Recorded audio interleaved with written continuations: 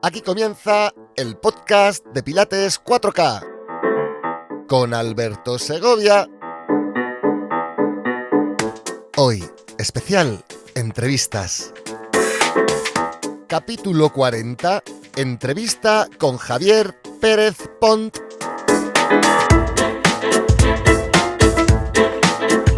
Hola, soy Alberto Segovia y hoy tengo el inmenso placer de presentarte a Javier Pérez Pont, excelente profesor y formador del método Pilates con muchísimos años de experiencia y posiblemente la persona que más sabe sobre la figura de Joe Pilates y sobre la contrología en todo el planeta.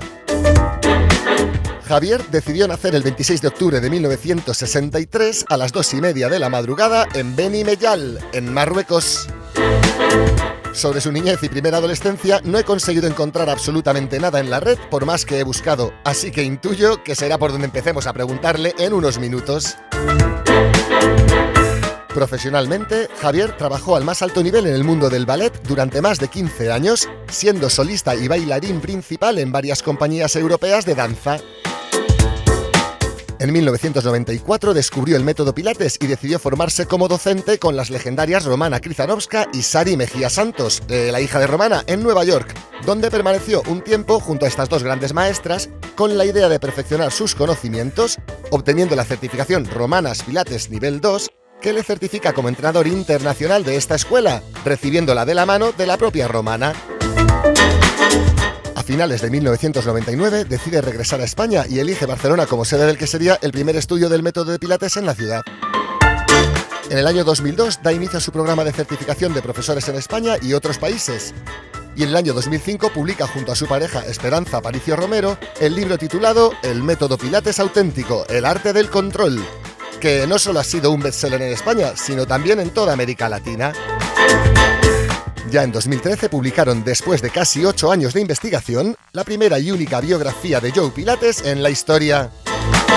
Este es un libro elaborado sobre infinidad de documentos oficiales y privados que viene a disipar los falsos mitos sobre este personaje histórico y que nos acerca a quién era realmente Joe y también a qué era y qué es realmente la contrología.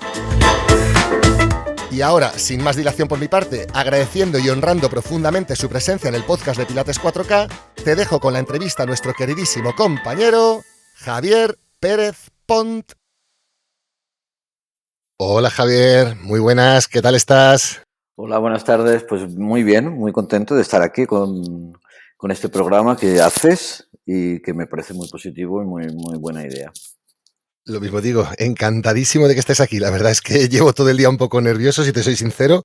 Ya decirle a la audiencia que tuvimos un primer intento que no nos salió bien por motivos técnicos y que encantadísimo de poder seguir hablando contigo, seguir conociéndote, porque vamos, puedo anticipar que tu vida es amplia y tu conocimiento es vasto. O sea, en este sentido, vamos a disfrutar muchísimo de todo lo que nos puedes aportar. O sea, que encantado y muchísimas gracias. Pues gracias a ti por darme la oportunidad de expresarme y de querer conocerme, claro, por supuesto. Sí, preguntarte, normalmente solemos empezar las entrevistas preguntando por vuestra niñez y en tu caso, claro, hay varias preguntas que son casi obligatorias, porque Sí. según he dicho en la entradilla, naciste en Beni Mellal, que es una región histórica en el centro de Marruecos, pero ¿te criaste también allí o fuiste rápido a otro lugar, fuiste un niño viajero o eso de viajar por todo el mundo ya empezó en la adolescencia? Cuéntanos. Pues bien, antes de contestarte esta pregunta, te voy a decir algo sobre también lo que has dicho al principio. Has hablado del primer libro que hicimos, Esperanza y yo, en el 2005. Y después, en el 2013, sí que es verdad, hicimos también, escribimos, editamos, publicamos la biografía de Joe Pilates, la primera en la historia. Uh-huh. Pero también en ese mismo año escribimos y publicamos 7 libros sobre la técnica de la contrología, o sea, 7 volúmenes. Uno es el Reformer, Oh, vaya. el otro es la colchoneta, los otros son las sillas, el Cadillac, etcétera, etcétera. Son los diferentes aparatos, no todos, porque sería demasiado, pero sí. Entonces, en total son 7, 8, 9 libros en total, sí. Qué bueno, qué bueno. O sea, que lleváis escribiendo ya un tiempo, fíjate.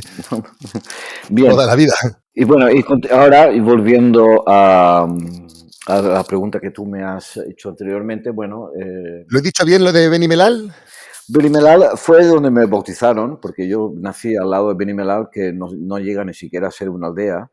un sitio que no sabía ni cómo se escribía hasta hace un año que lo vi escrito bien, porque mis padres no lo sabían escribir bien, y etcétera, y tampoco lo podía encontrar en el mapa. Finalmente lo descubrí, se llama Skipensala, Ajá, y entonces es una especie de casi aldea que está cerca de Benimelal. qué bueno. Bien, fue una coincidencia porque, bueno, mi padre fue contratado por una compañía francesa a trabajar allí. Después de un tiempo de estar allí, iba de vacaciones, regresaba de vacaciones a su pueblo natal, que es un pueblecito llamado Chaló, en Alicante, en el norte de Alicante. Ajá. Y allí, bueno, vivía mi madre, entonces se conocieron, se casaron y se la llevó a Marruecos a vivir. Y ahí nacimos mis 2 hermanas mayores y yo. Y luego también creo que tenías un hermano o una hermana más pequeña también. Sí, luego, una vez que volvimos, porque allí fue el tiempo que estuve yo en Marruecos fue 2 años casi. Ajá.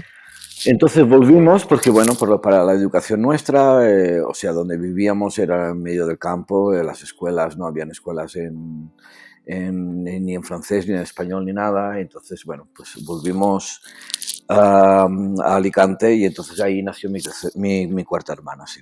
Bueno, mi tercera hermana. O sea, que si entiendo bien, tú te criaste, por así decirlo, en Alicante. Sí, en un pueblecito, en Chaló, Anda.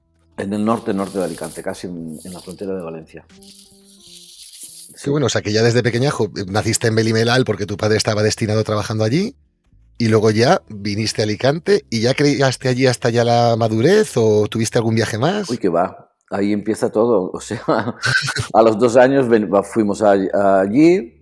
Después, a los 8 años, a mi padre, otra compañía, una compañía española, en este caso no era francesa, le contrató para una gran compañía en Sevilla. Ujú. Estuvimos 5 o 6 años en Sevilla. Después de ahí volvimos un año más a Alicante. Y después fue contratado por la misma compañía, pero en Tenerife. Y ahí en Tenerife también, otra vez, 5 años más, hasta que yo ya, al cumplir justo 20 años, me trasladé yo mismo para terminar mis estudios en Madrid. Y ahí empieza, bueno, pues ahí continúa mi vida por un lado y otro. En Entiendo, el mundo siempre ha sido así. entiendo. ¿Y cuándo comienzas con el mundo del ballet? Porque si ya estás con 20 años en Tenerife, No, sí. antes de irte de Tenerife, después de irte de Tenerife. Bueno, fue durante mi estancia en Tenerife. Ajá. Entonces, digamos que yo soy una persona bastante inquieta y bastante me gusta estudiar, saber, probar cosas, ver, o sea, si está oculto más todavía. Entonces, bueno, la cuestión es que yo me encontraba El con... ballet en aquella época era, claro, era algo mínimo, claro. Yo ni lo había visto en mi vida, vamos. Esto fue una cosa totalmente, o sea, ya te digo, yo era un empollón, siempre fui un empollón, pero natural, no era que yo quería ser, sino simplemente porque, no sé, siempre estaba con los libros en la mano y leyendo cualquier cosa. Un estudioso, ¿no? Te gustaba leer y Curioso, leer y sí. leer. Sí, curioso, quería saber, quería ver aquello, quería ver lo otro. Da igual, árboles, plantas, geografía, historia, matemáticas, lo que me daba igual. La cuestión era, no sé, yo creía que, bueno, yo le decía a mi madre que cuando me preguntaban, bueno, mi madre no a todo el mundo cuando era pequeño, qué quería ser cuando fuera mayor. Yo decía que quería ser sabio. Imagínate. Qué bueno. Porque yo creía que se podía llegar a ser sabio estudiando y entonces aquello me producía... Bueno, la cuestión es que por unas cosas u otras y por también empecé a conocer unas personas que tenían más edad que yo, te estoy hablando, Sí. yo tenía 14, 15 años, Ajá. a los 14 años empecé a conocer 15 personas que ya tenían 20 años, para mí eran muy mayores. pero ya tenían cultura, habían hecho carrera algunos, etcétera, etcétera, y entonces empezaron a abrirme el mundo en la literatura, teatro y etcétera, de autores que yo no tenía ni idea. Entonces empecé a leer vorazmente cualquier cosa que oía por parte de ellos, ya fuese, ya te digo, literatura contemporánea como antigua, da igual. La cuestión es que yo devoraba porque había que devorar. Ahora, entenderlo, yo creo que no lo entendía, seguramente que no, porque o sea, era demasiado avanzado para mi edad, para mi experiencia, para mi comprensión, para mi intelecto, etcétera, pero da igual. Al mismo tiempo, también musicalmente, ¿Sí? empezaba siempre a la hora de estudiar. Cuando era pequeño me acostumbré a estudiar con la televisión puesta, porque en casa, como en todas las casas de España, teníamos la televisión 24 horas casi. Sí.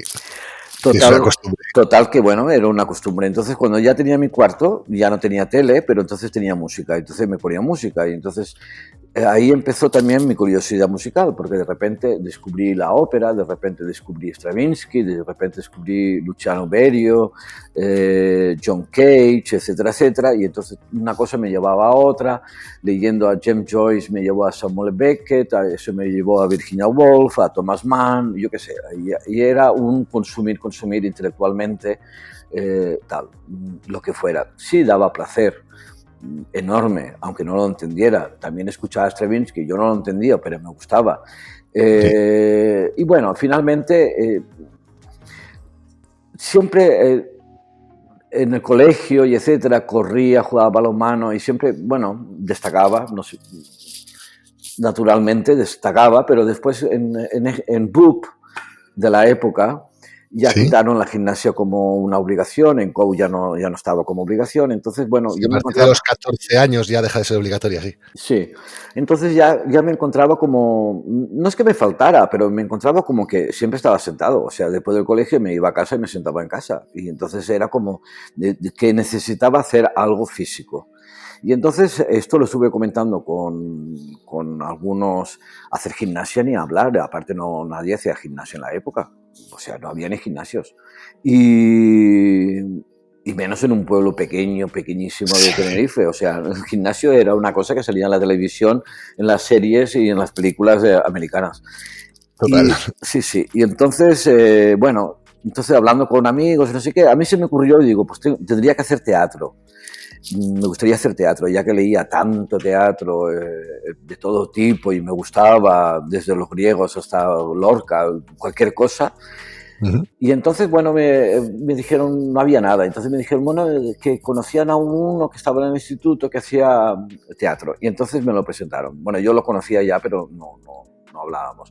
Y entonces fui una vez y entonces vi que aquel teatro no era lo que yo buscaba porque, bueno, aparte de ser una escuela muy amateur, pero bueno, con todos los respetos y con todo lo maravilloso que puede ser lo amateur, ¿sí? En un sentido a veces,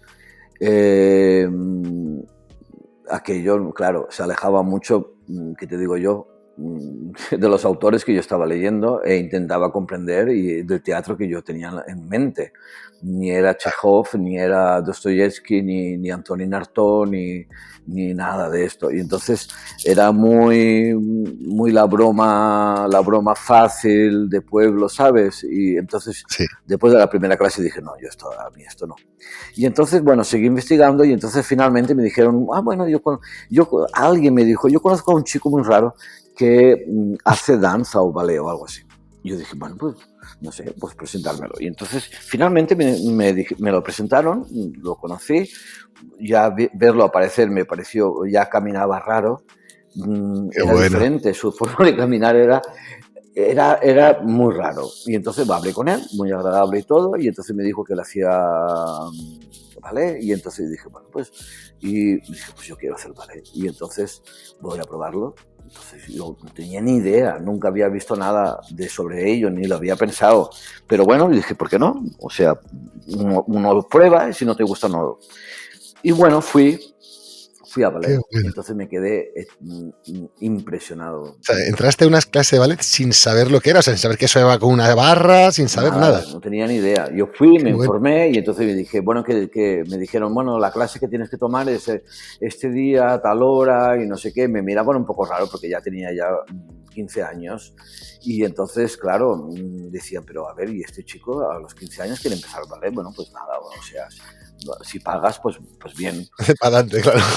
Y entonces me dijeron, tipo, miércoles a las 6 de la tarde. Y entonces digo, ¿y qué hago? ¿Qué me traigo? Me dijeron, ¿te traes unas zapatillas, unas mallas? Y no sé qué. Y yo no sabía ni lo que eran zapatillas, ni mallas, ni nada. O sea, y entonces yo me fui a una tienda de deporte y dije, bueno, es que voy a ir a clase de danza y no sé qué, y necesito zapatillas. Me dieron unas zapatillas de aeróbic o algo Toma así. ya. No, de gimnasia rítmica, que tienen un elástico detrás, me dieron unas mallas. Bueno, no te lo voy a describir porque, bueno, yo cada vez que me acuerdo y cuando lo he contado es una anécdota para hacer una película, vamos. Total. Y me pusieron una clase con niños de 5, 6, 7 años, una cosa así, niñas. Y yo allí, que medía como 1 metro más, y bueno, y yo me lo tomé, empezó allí, había un piano y entonces decían unas cosas que yo no entendía, hablaban casi todo en francés, yo no entendía porque yo había estudiado francés y me encantaba el francés, y entonces dije, oye, esto, y no sé qué, y entonces me pareció rarísimo, ni que lo hacía bien ni mal ni nada, estaba tan ocupado en tratando de entender el más mínimo cosa que decían que no entendía nada, entendía las palabras, pero...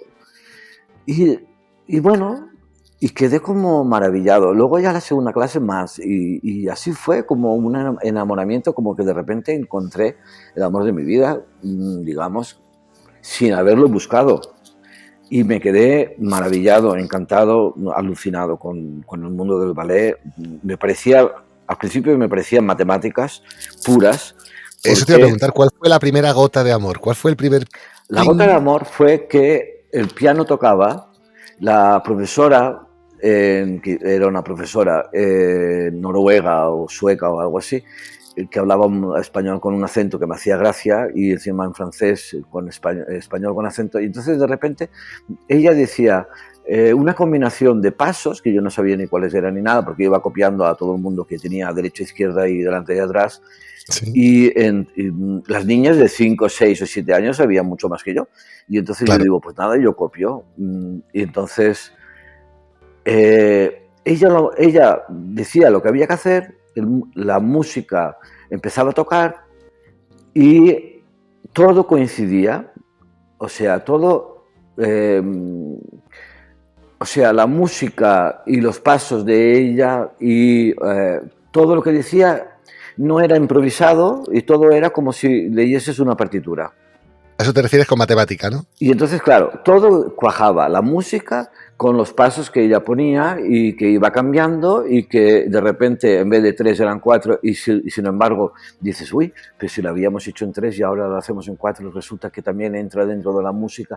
Y aquella cosa con la música, que yo ya estaba loco por la música y había comprado óperas con 15 años, y etcétera, y en fin, y estaba todo el día con Radio Nacional de España, Radio Nacional, la 2. Radio Clásica, sí. La 2, porque en la época había la 1 y la 2. Y entonces la 2 la tenía yo todo el tiempo que podía para oír música, educarme, etcétera, y aparte porque me gustaba. Y entonces todo aquello me parecía, esa combinación de físico con la música me alucinó. Y encima era como matemático. Y encima era no difícil, sino ultra mega difícil. Pero, y encima luego ibas añadiendo, ibas como diciendo, ibas creando un vocabulario que no tenías, de repente pues ibas como hablando con el cuerpo y junto con la música. Y entonces todo eso me volvió loco. Y entonces ahí estuve,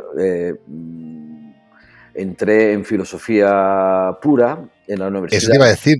Tanto conocimiento, tanto leer, al final te lleva a filosofía de cabeza, claro. O sea, era casi A más B.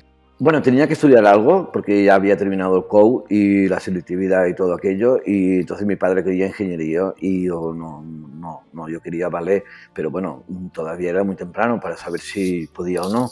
Y entonces la verdad es que yo no me atraían las ingenierías, ni medicinas, ni nada. Y entonces al final también, porque en COU tuve filosofía, y entonces bueno, me parecía también una incógnita y muy curioso todo eso y me decidí por filosofía. Y ahí... ¿Eres filósofo de carrera? Bueno, hice 4 años completos Sí. Tengo 2 cateadas en esos 4 años. Eso sí, Me te quedaría el matriculé, quinto. me matriculé en quinto porque mi padre me obligó a matricularme, pero yo ya había decidido que Tú no. ya estabas con el ballet a tope. No, sí, ya tenía, o sea, empecé con 16 años, cumplí 17 años cuando estaba en primero de carrera. Sí. Y así hice hasta los 20 años. Los 20 años ya era o una cosa o la otra. Y entonces me decidí y me fui a terminar la carrera en Madrid. De ballet lo dejé La todo. carrera de ballet, eso es. Sí. Ujú. Y bueno, y entonces ya dejé la filosofía y me fui a Madrid. Y así empieza todo. Y en Madrid ya, profesionalmente hablando, dedicado 100% al mundo de ballet, con todo lo que supone de entrenamientos y demás, Sí. ensayos, etcétera. Y si preguntarte por entrocarlo con el mundo del pilates, ¿qué hay en el mundo del pilates que hace que los bailarines lo vean tan útil para su profesión? Bueno, los bailarines se lo ven útil todo. Cualquier cosa. Hoy en O sea, día están siempre buscando información siempre, nueva para su... siempre, constantemente. O sea, Ajá. ya cuando estábamos en la escuela, ya yo me acuerdo de Esperanza, ella hablaba de una señora que ya no debe de existir, que estaba estaba en la Plaza de la Ópera, Sí. sí, allí en Madrid, y ella que se llamaba Elena Villarroya, y yo no la conocí y siempre hubiese querido conocerla, que ella hacía una especie de ultra mega torturas inimaginables para los bailarines, bajo estudios anatómicos, etcétera, etcétera, etcétera. Bueno, y entonces ella había estado allí mucho tiempo y muchas otras bailarinas. Habían otros métodos, otras cosas, salían cosas, se oían cosas. El bailarín siempre va a la caza de cualquier cosa que pueda mejorar su baile. Y Entiendo. entonces eso es lo que hace que en el mundo Pilates hayan entrado los bailarines mucho, históricamente desde los años 20, finales de los años 20 con Joe Pilates, 30, 40, Sí. 50, 60, hasta el día de hoy. Sí, esa curiosidad por algo que les puede ayudar a mejorar su forma de hacer en el baile. Sí, es una obsesión. Sí, cualquier cosa. Al final, vuestra profesión es llevar todo a la perfección, entre comillas, o sea que sí tiene todo el sentido, claro. Claro, era todo para bailar mejor, en teoría. Era para mejorar la técnica, depurarla, para cualquier cosa. Aunque fuera a hacer vudú, da igual. Cualquier cosa es bueno para un bailarín y te lo crees, lo pruebas y si ves si da resultados y si hay resultados, para adelante. Y si no lo hay, pues da igual, a otra cosa. ¿Y ese fue tu caso con el método Pilates? O sea, ¿fue No, un para nada. enamoramiento a primera vista? No, ¿no? Que va, no, que va. No, esto fue, no, después de Madrid ya, bueno, esto fue. Creo recordar que primero probó Esperanza y Esperanza sí le gustó y sí empezó a practicarlo, algo así fue, ¿verdad? Sí, sí. Bueno, yo se lo debo gracias a ella porque, bueno, estábamos bailando en Holanda y entonces ya llevábamos años por ahí. Yo ya había salido de Madrid, estaba bailando en Francia, después me fui a Holanda y después de Ajá. algunos años vino un bailarín nuevo a la compañía que había estudiado en la Royal Ballet y también había bailado allí en Londres y después en Israel, etcétera. Y entonces él en Londres había probado el Pilates. Y Ajá. entonces había probado, pero que después analizamos y lo hablamos, y lo hemos hablado en el futuro, lo hablamos, y no era un Pilates, aquellos no tenían de Pilates casi nada, pero da igual, tenían una especie de aparatos que no eran los que son, etcétera, pero bueno, él hablaba maravillas, él lo probó una vez o dos, lo hablaba maravillas de aquello, que era lo más de lo más, que si no sé qué, que si te mejoraba no sé qué, que sentías cada músculo, cada tendón, que si no sé cuántos. Y era todo tan maravilloso que lo queríamos probar, pero no había nada. Estoy hablando del año 92, 93. Fíjate. Sí. Fíjate, no había nada. Y buscábamos, y no había internet en la época, por supuesto, no podíamos ir a Google, no existía Google y esas cosas que yo sepa. No había nada. No había nada. Entonces ni siquiera teníamos ordenadores. O sea, supongo que habían ordenadores, pero la gente no tenía ordenadores. Y nada, era el boca a boca, el oír, las revistas y no encontrábamos nada. Finalmente, Esperanza, por llevar puntas, las zapatillas de punta, tantos años, tantas horas, etcétera, etcétera. La cuestión es que tenía Uñas. las uñas de los gordos de los pies tenía un problema en los dos, que la uña crecía hacia adentro, en la parte interna, en la parte interior del pie, del dedo o central. Y entonces, bueno, tenía que tener una pequeña operación, una extirpación de medio milímetro, una cosa así, de cada dedo. En la época esto significaba una operación que hoy en día eso lo harán con láser y con cosas, supongo. Pero en sí, la extirpar época, la raíz de la uña, supongo, ¿no? sí, sí, sí. En la época no era tampoco una gran operación, pero eso era una operación. Entonces, después de esto, tenía que guardar, no cama, tenía que estar sin hacer nada, con una especie de, no era un yeso, pero era bastante rígido las cosas, en los dos pies.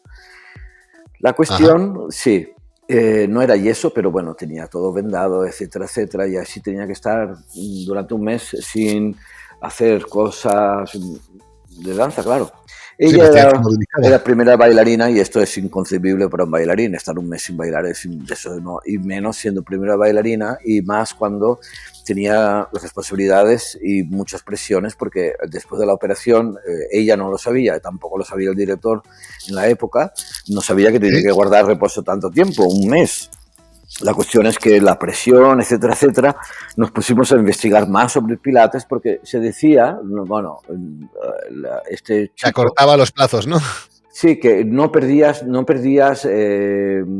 podías seguir entrenando el cuerpo de diferente manera y no perdías como bailarín. Entonces seguimos investigando y tal, finalmente encontramos un lugar y entonces fuimos a probar. Entonces, bueno, yo la acompañé, 1 hora y media era para ir hasta ese estudio. ¿En España o fuera de España? No, en Holanda. Y había recién abierto un estudio en Holanda a 1 hora y media de Rotterdam, que era donde vivíamos en la época. Bueno, la acompañaba con el tren, luego con el tram, luego teníamos que caminar, luego taxi, bueno, una aventura. La cuestión es que, y luego 1 hora y media para volver. La cuestión es que ella tomó la clase y desde la primera clase yo ya le vi la cara, o sea, yo ya le vi que estaba en profundo placer. Cuando salimos, bueno, a mí me parece muy bonito, pero yo oía a la profesora todo el tiempo, la barriga adentro, hacia arriba, más, tú puedes más, elévate, alarga aquí, alarga allá. Y yo decía, ¿pero qué va a alargar? Pues ya está alargada. Pero yo la miraba y yo decía, qué simple es todo, ¿no? Me llamaba la atención la enorme simplicidad. Sí.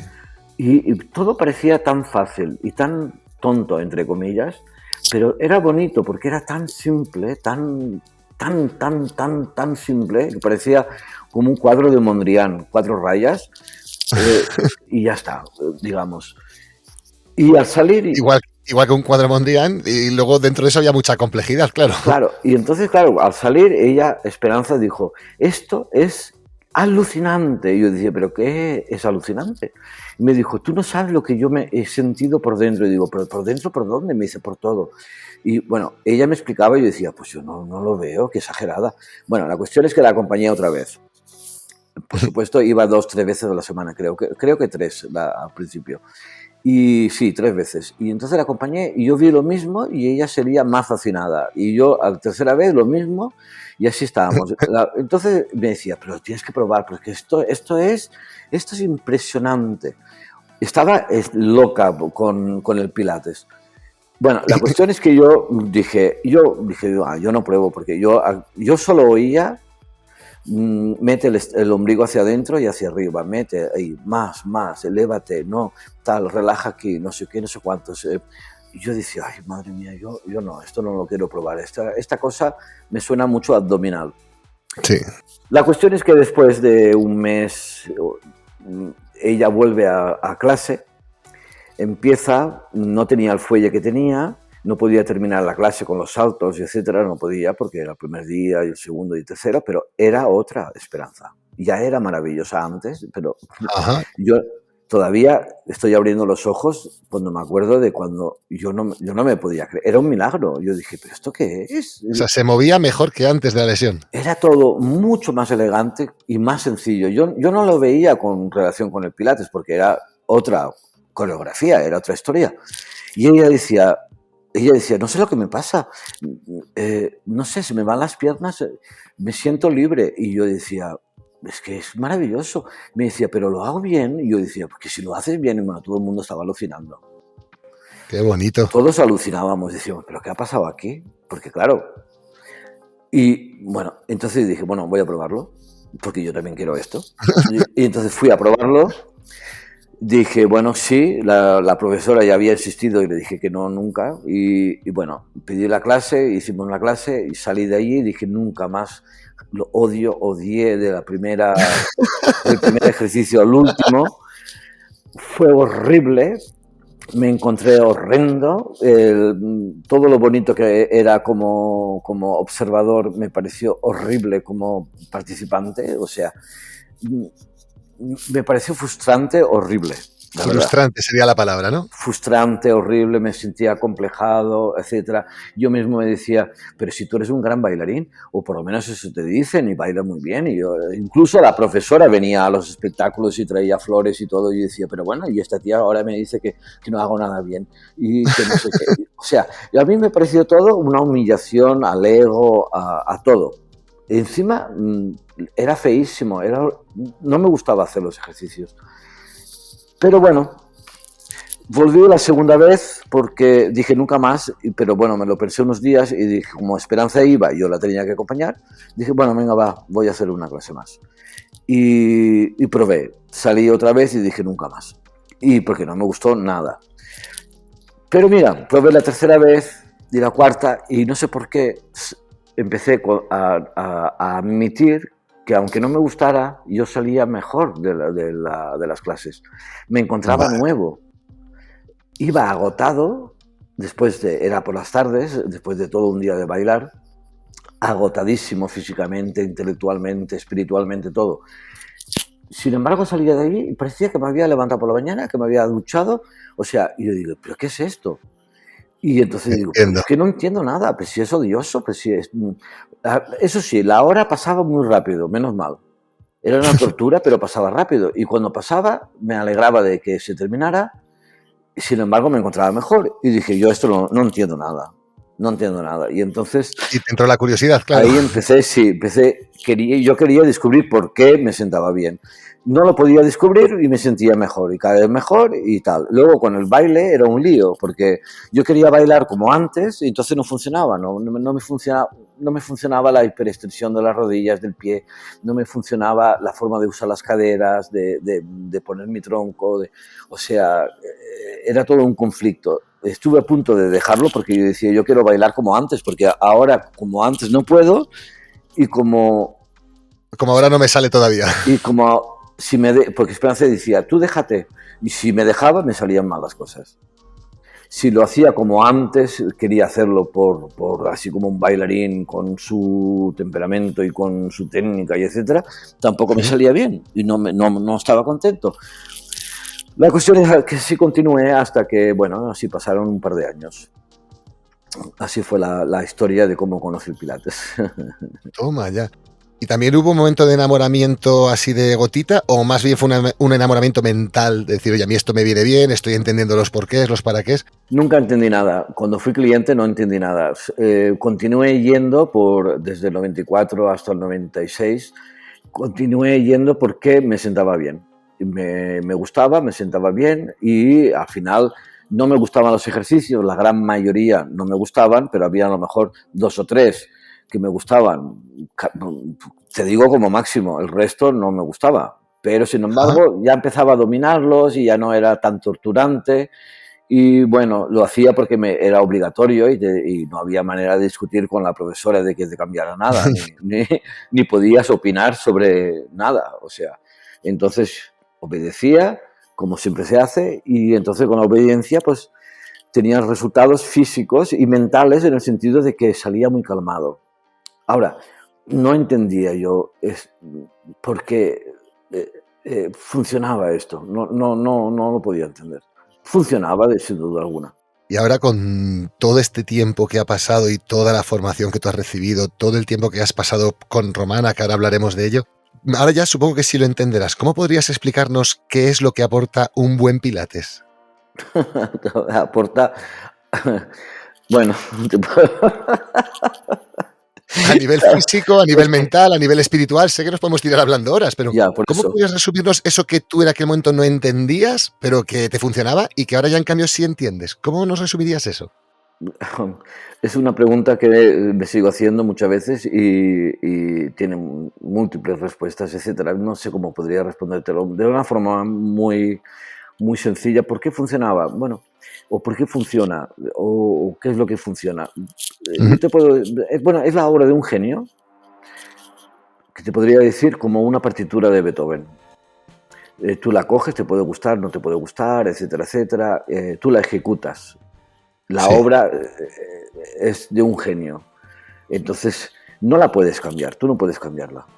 No, tú puedes tocarla más lenta, más así, con una más enérgico, etcétera, la interpretación del director de orquesta, lo que tú quieras, pero la partitura es la misma. Entonces, la partitura en sí misma, que es el Pilates original, o por lo menos el Pilates que yo he aprendido con Romana, y el que ujú, me dieron, que era el que me dieron en un principio cuando yo lo probé, eh, es la partitura más original que podemos encontrar hoy en día.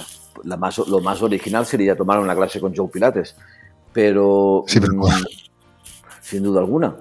Pero bueno, y esto es lo que funciona. O sea, si tú al final coges la partitura, te gusta o no, a lo mejor no te gusta al principio, te educas, lo sufres un rato y después, estudiándolo, ves que la obra es genial. Y esto es lo que la respuesta mía.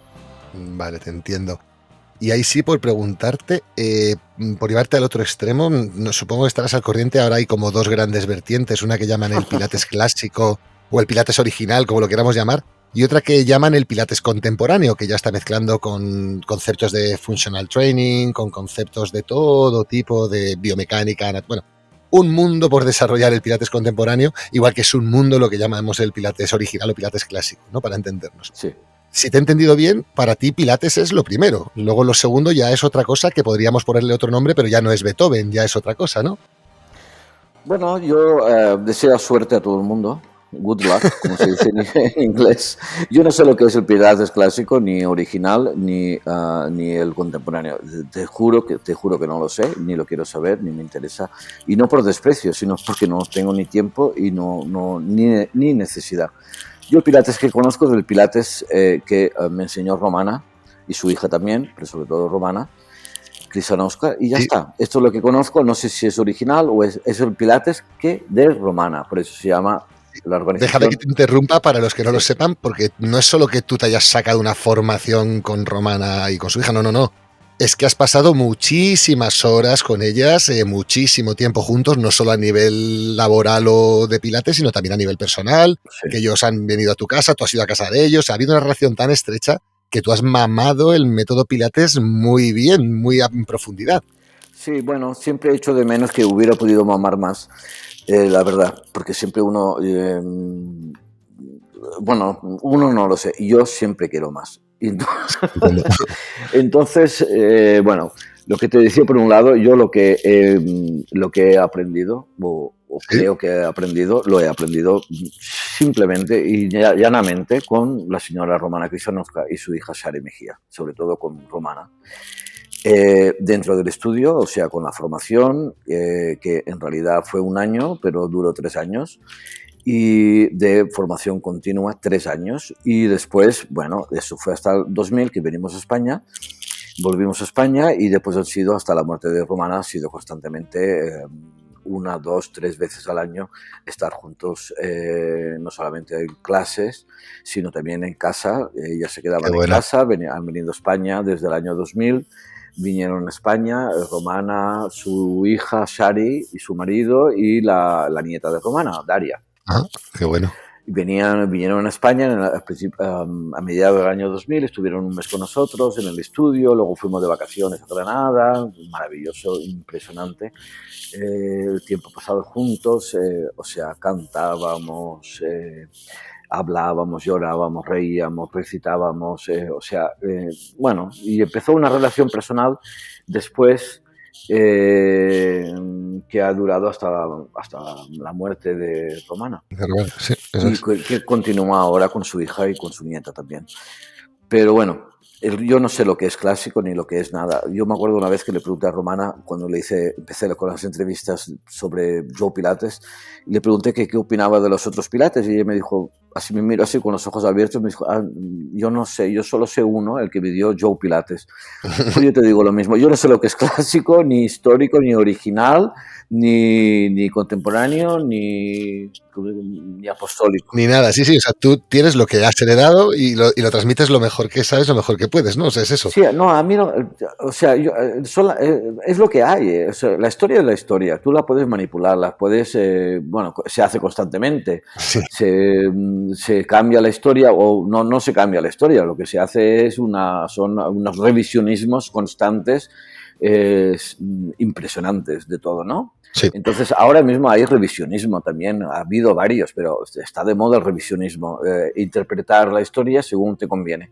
Entonces, bueno, cada uno hace lo que quiere. Yo no hago ningún revisionismo, yo hablo de la historia. La historia es la casualidad, la vida, las circunstancias. Yo estudié con esa señora profundamente.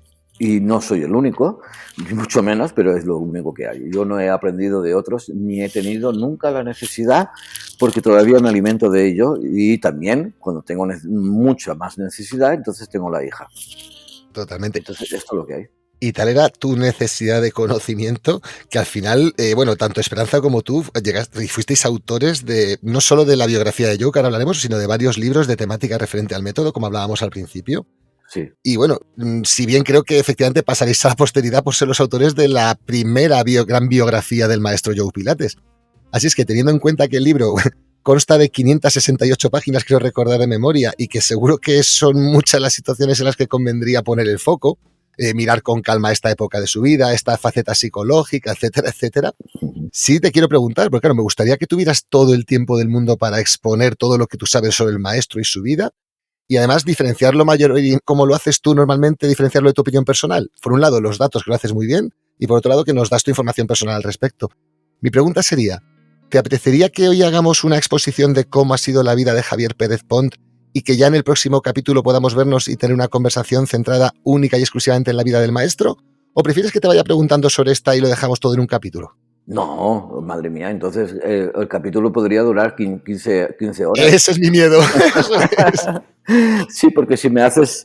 no, yo creo que ya que hemos empezado conmigo y bueno, siempre nos lleva a Joe Pilates y por supuesto, porque para esto el programa que haces tú me haces una entrevista porque soy el autor de esta biografía y porque quieres hablar de ello. Entonces, ahora si quieres, seguimos conmigo y por supuesto saldrá Joe Pilates, pero para centrarnos en la biografía es mejor otro capítulo. Es que eso te iba a decir, porque es que tengo muchísimas preguntas para ti, Javier Pérez Pont, persona. Por ejemplo, una pregunta que a mí me llama mucho poderosamente. La biografía, si no me equivoco, por lo que he hablado contigo anteriormente, te llevó unos 8 años de investigación y desarrollo hasta que pusiste todos los papeles en orden y pudiste llegarla a publicar, ¿cierto? Sí, sí. 8 años, desde 2005, desde la primavera del 2005 hasta la primavera del 2013, que salió publicada en mayo.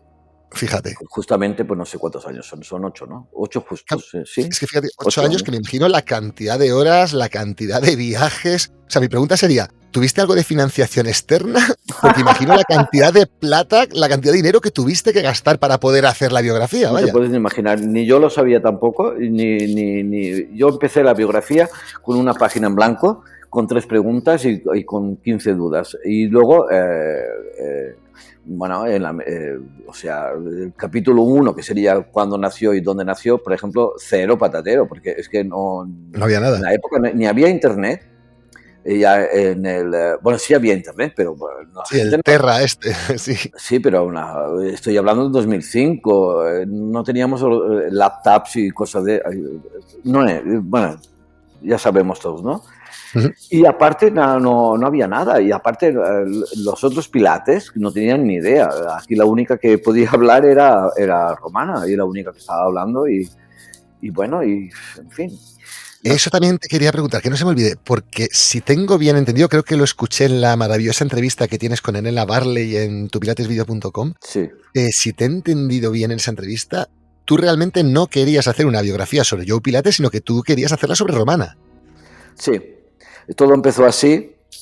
Ahora, pero no te he contestado la pregunta anterior de economía. Yo no sabía con lo que me iba a encontrar ni con nada. Y esto te lo voy a enlazar también con la pregunta que me acabas de hacer Gracias. de cómo empezó. Económicamente, una ruina completa, aparte de los semanas y semanas que aquí y allá que tenía que viajar para buscar documentos por aquí, por Alemania, por Inglaterra, muchos viajes a Inglaterra, muchos viajes a Estados Unidos, a Alemania también, por supuesto. Luego, pagar investigadores privados en Estados Unidos, en Inglaterra también, traductores del alemán antiguo, traductores del dialecto que se hablaba allí. Luego, pagar los documentos para sacar los documentos de los archivos. Cada documento, que a lo mejor no te servía de nada ese documento, pero había que pagarlo. La traducción. Pagar para encontrar otro que tampoco servía, para otro que a lo mejor servía algo, etcétera, etcétera. Y bueno, hoteles, trenes, aviones, bueno, impresionante. Todo, a eso me refiero, que si tú algún día echaras cuentas... No, a veces me lo han preguntado, digo, no, nunca he hecho cuentas, pero realmente fue una ruina, porque aparte todo el tiempo que dedicamos a esto, sí, no podías trabajar, entonces el dinero también, bueno, pero esto no es lo de menos, pero sí que es lo de menos.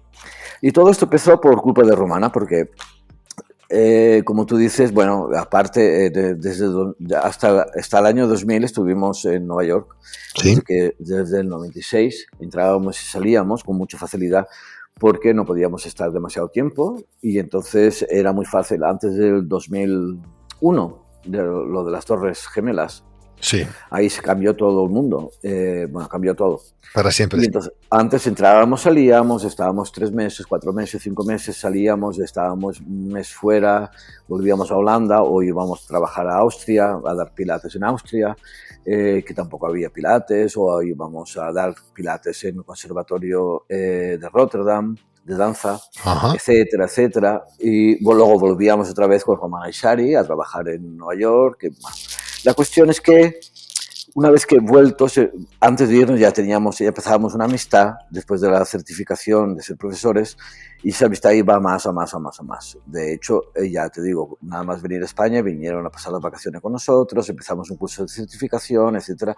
Y claro, tanto tiempo en la casa de Romana, Romana en casa nuestra, etcétera, que ella hablaba y entretenía, porque ella era una señora.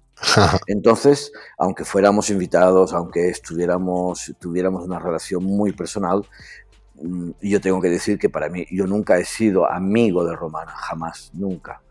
Sí, eso me llama mucho la atención. Siempre ha sido mi maestra hasta el día de su muerte, desde el primer día que la vi, desde el primer segundo hasta el último segundo de vida, siempre fue mi maestra.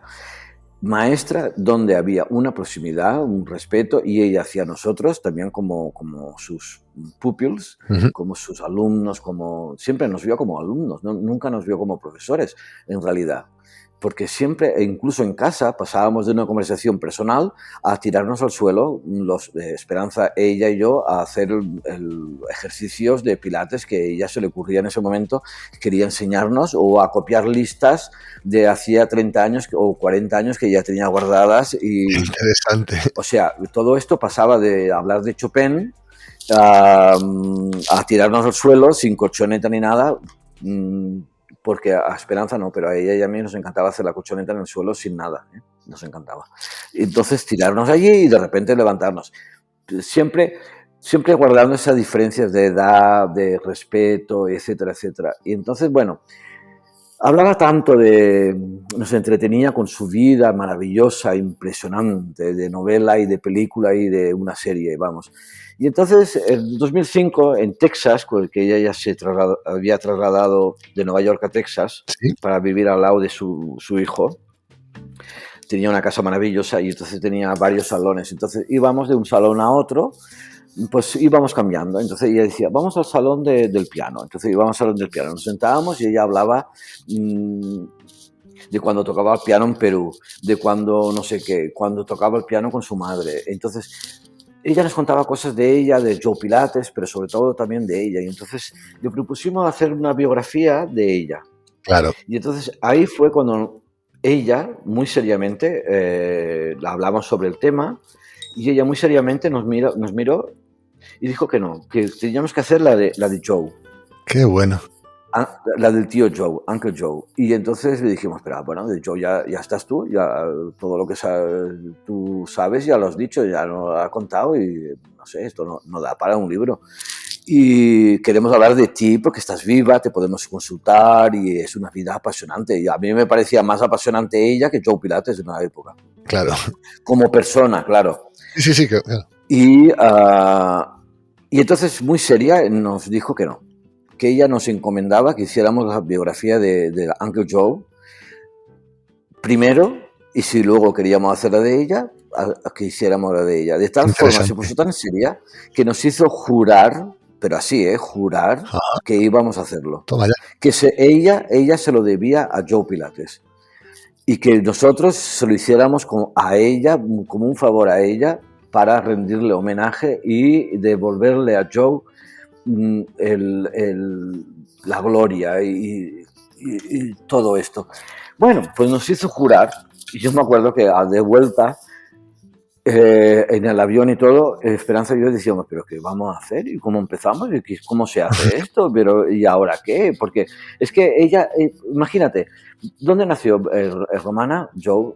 Ahí le empezamos la entrevista. Y entonces, claro, bueno, nació en Alemania. Digo, sí, pero ¿dónde? Bueno, dicen que en Düsseldorf. Dicen no, creo que en Düsseldorf. Ajá. Y luego habíamos oído o leído en internet o algo así de alguien que había hecho como una especie de una página en una página de la época, ¿no? De internet, donde resumía toda la vida de Joe y era lo que más había, era una hoja, una página que se leía sin más, donde decía que había nacido en Berlín. Vaya. Otros que había nacido en Hamburgo, o sea, Romana que decía en Düsseldorf. Y luego Romana dijo, no, en un pueblecito muy pequeño. Y digo, pero Düsseldorf no es pequeño, Düsseldorf es una gran ciudad. Y entonces era como que no se sabía. Tú imagínate, el año ella no sabía. Se hablaba del año 80. Del año 80. Los años 80, eso es. Cosa que no era, ¿verdad? Entonces, esto era todo lo que había. Y entonces dijimos, pero ¿cómo vamos? Pero a ver, para buscar algo, a ver, si nace en Düsseldorf, vamos a Düsseldorf, pero si no es en Düsseldorf, es en Hamburgo, pues gastamos un dinero y un tiempo buscando donde no hay, o sea, y eso fue como empezó todo. Sí, al final tocó gastar tiempo y dinero para ir buscando donde había y donde no había, claro, que es lo que dices tú, que ha habido que filtrar mucho trigo y sacar mucha paja para encontrar poco trigo. Sobre todo donde no había, porque no había nada. Claro. Nada, o sea, lo que había no servía de nada y también lo que, como digo en el prólogo del libro, lo que encontramos tampoco coincidía tanto como con lo que decía Joe Pilates, ni tampoco con lo que decía Romana, que le había contado Joe. Algunas pistas sí, privadamente sí que nos había dicho alguna cosa, como que tenía hijos en Alemania, etcétera, que eso no nadie sabía y ella también no lo decía públicamente, porque eran cosas privadas. Y ya me entiendes, una señora no hablaba de cosas privadas públicamente. Luego en casa sí que hablaba de lo que ella sabía. También me dijo, me acuerdo, nunca se me olvidará, de que tuvo un niño que murió. Y yo, cuando empezamos el libro y todo era al revés de lo que decía Joe Pilates, incluso la edad de nacimiento, todo, etcétera, empezamos a no creer nada de lo que decía Romana. Y entonces, pero finalmente sí, tuvo un hijo que murió, que era verdad. O sea que al final, algunos apuntes de Romana de su memoria, privadamente, sí que sirvieron, porque eran verdad, pero se tuvo que comprobar todo esto, claro, por supuesto. Qué bueno. Tuviste entonces, imagino, momentos de querer abandonar directamente. Bueno, sí. Sí, momentos no. Muchos momentos de querer abandonar. Esto fueron 8 años que empezó, ya te digo, en la casa de Romana y con la gran pregunta, ¿qué hacemos si no tenemos nada? ¿Y cómo empezamos? ¿Dónde empezamos? O sea, se empezó así. Y eso ya era como, madre mía, pero qué responsabilidad, porque claro, la Romana está esperando algo. ¿Y qué hacemos ahora? Hemos jurado. Y porque Esperanza me dijo, ¿y si lo dejamos? Yo dije, bueno, pues sí, lo dejamos, ya está. Le dijimos que no, o sea, pero no. La curiosidad era demasiado grande y la responsabilidad o el deber o lo que sea. Y bueno, la verdad es que sí, la angustia fue enorme durante 8 años de no encontrar lo que buscabas y no encontrarlo y encontrar una pequeña lucecita que te lleva llegando otra, esa alegría de ver cada documento, de tener documentos en las manos. Me acuerdo el primer documento de todos que tuve, que fue descubrir que cómo se llamaban sus padres, era como te digo yo, un libro de familia. Sí. Tener una copia en la mano del libro de familia de los padres Joe Pilates, ver que tuvo 8 hermanos, que él era el segundo, que su padre se llamaba así, que ponía la fecha de su nacimiento. Eso no pude dormir esa noche. Eso tiene un subidón. Es un subidón. Llamé a Esperanza, porque fui yo el que hice ese viaje. La llamé histérico, unos nervios. Tuve que esperar porque contacté inmediatamente ese mismo día a un traductor, no sé qué, esperando la traducción. Pero claro, yo entendía, yo veía nombres, yo veía todo. Y entonces, bueno, no pude dormir. Los nervios de la emoción, no me lo podía creer. Y ya quería terminar. Y digo, ya está, ya tengo un libro, ya está hecho. Desde ese primer documento hasta el último, una semana, menos de una semana antes de publicar el libro, otro documento que es el certificado de función de Joe Pilates, que costó como 6 años encontrarlo. Fue una emoción muy grande, sin parar. Aparte de saber durante 8 años cada paso que dábamos, que encontrábamos algo, que íbamos construyendo una historia que era alucinante, etcétera. La emoción de saberse que todo esto iba a salir algún día a la luz, de que nadie en la historia, nadie en el mundo sabía absolutamente nada. Qué bueno. De nada de esto. Era como esconder algo y una gran emoción. Y muchas veces yo me decía, y digo, pero madre mía, pues si esto no, nadie en el mundo, nadie en el mundo sabe esto, en el planeta. Era como una responsabilidad, un miedo, pero bueno, muchísima angustia, muchísimo malos momentos, muy malos, maltratos en archivos, en Londres, en Estados Unidos, en Alemania mismo, o sea, episodios no de racismo, pero sí de nacionalismos y etcétera, así como te lo digo, nacionalismos. No quererme dar la información porque era español y no era alemán, por ejemplo. Fíjate. Con eso ya te lo digo todo. Fíjate, vaya odisea. Sacarme a la fuerza con guardia de seguridad de un ¿cómo se llama? Funeral home, ¿cómo se dice en español? Donde ponen a registro funerario. Sí. También de un hospital, también salir corriendo porque venían también la fuerza de seguridad a sacarme, bueno, cosas de estas, que al final me estoy riendo, pero en el momento me acuerdo, sí, delante yo me acuerdo, o sea, tú sabes lo que es sacarte de un lugar, las fuerzas de seguridad, digamos, la seguridad privada que tienen allí contratada, sacarte a trompicones como si fueras un delincuente y echarte a la calle, bueno, o sea, y ponerte a llorar y de vergüenza y de todo, y, bueno, pero que al final se consigue. Quien quiere algo de verdad, lo consigue. No, desde luego, eres el más vivo ejemplo. Y opinión personal, lo que voy a decir, creo que el mundo del Pilates debería estar eternamente agradecido porque has puesto un marco que ya no es opinión, ya son datos. Y eso creo que nos ha hecho mucho bien a todos, vaya. Bueno, eso es lo que yo quería. Yo ya no quería una opinión, yo ya me sabía todo lo de Romana. Romana a veces no era precisa con lo que decía,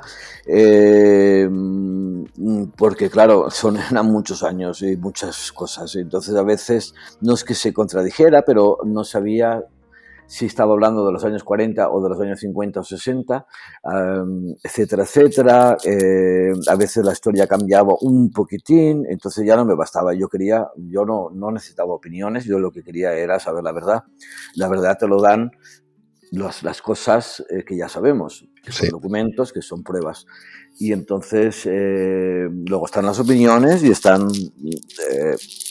otras cosas, pero esto entre cursiva, ¿no? Sí. Entonces, bueno, sí, la verdad es que yo este libro estoy muy, muy, muy, muy, muy orgulloso de haberlo hecho, no porque sea el primero, no porque la primera historia y la enciclopedia de Joe Pilates, de su vida por el momento, sino porque, bueno, yo creo que es muy importante tener un libro así, para, si estás interesado en enseñar Pilates o estás enseñando Pilates, más conoces la vida de Joe, más conoces cómo era o qué le pasó en su vida, más vas a entender la contrología, porque es indisociable la obra y el autor, por supuesto. Totalmente, y más en el caso de Joe, sí.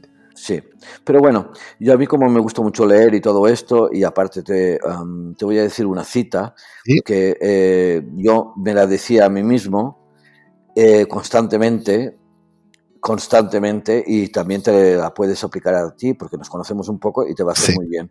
Es una cita de Quinto Curcio, que es un autor del siglo I después de Cristo, romano, y etcétera, etcétera, que escribió sobre Alejandro Magno, ¿no?